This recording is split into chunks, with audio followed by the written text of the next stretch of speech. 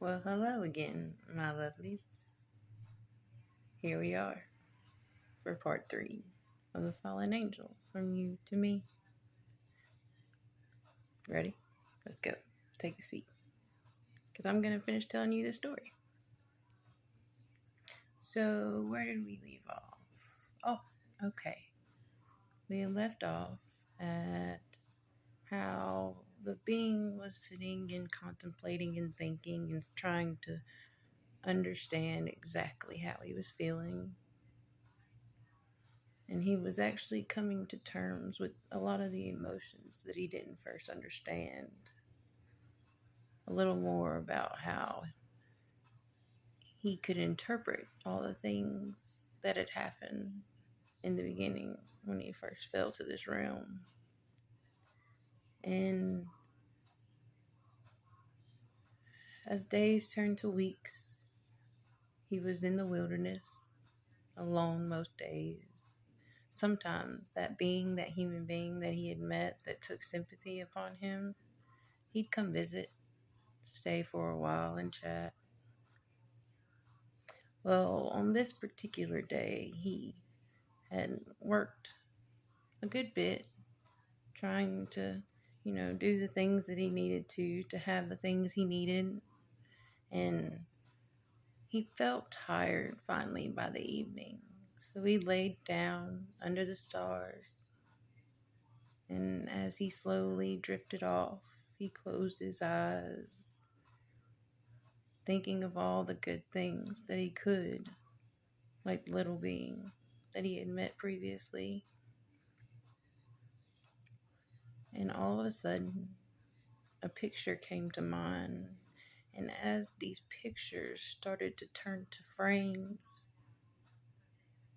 it was almost like he was there. It was almost as if it was so lifelike and so real that everything he was seeing was happening right then still. But he had come to realize at the same time of him being in these places and with these people that he had never seen any of their faces, that they didn't even know he was there. It was like he was a ghost watching the things that he doesn't think he was supposed to be a part of or be aware. And these frames kept flashing to different pictures of situations pertaining to these people, and he didn't really know what was going on, but it was so vivid and so real that he was occupied and interested and fascinated by what was actually happening in each still.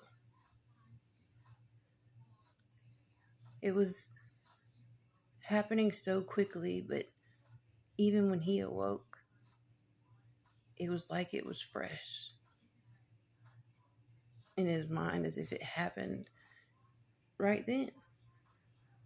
With no type of hesitation, he replayed each one of the frames that he had saw in his mind, but he was still confused as to what he was seeing because it hasn't happened ever since he was here living as a human being. Well, he got up that day, and it was a basic day, the same as always lately, and he did the things he needed to do and laid down to rest and went to sleep, I guess. Nothing happened. No frames, no pictures, no weird shenanigans that he could at least remember. And about a week later, though, he laid to rest again. And again, the pictures. The pictures flashed before him. And like I said, these are not pictures in situations that people probably wanted him to be aware of. These are things that happen behind closed doors that nobody next door should have actually known was going on in the house beside of them, or the things that happen at night that people tend to not put in front plain sight. The things, the darker sides to these people who smile in your face, acting like they're so perfect and so full of grace. He was seeing the things, the demons behind these faces. In his dreams, he was seeing the darker things. And still, he didn't know exactly what to do with this information. He didn't know what he should be being or doing or trying to help or relaying to someone, or he didn't know. He had no idea, but his mind raced almost every day. Even at night when there were no pictures in his face, he still had these thoughts of something he was supposed to be doing with this information. And nothing came to mind to try to do, because really he didn't have any idea of even who.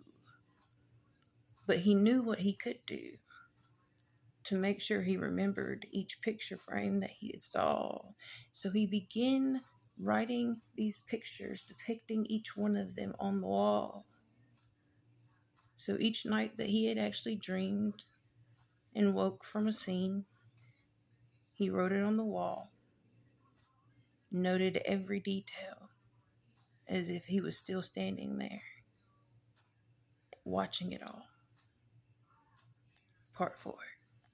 See you there.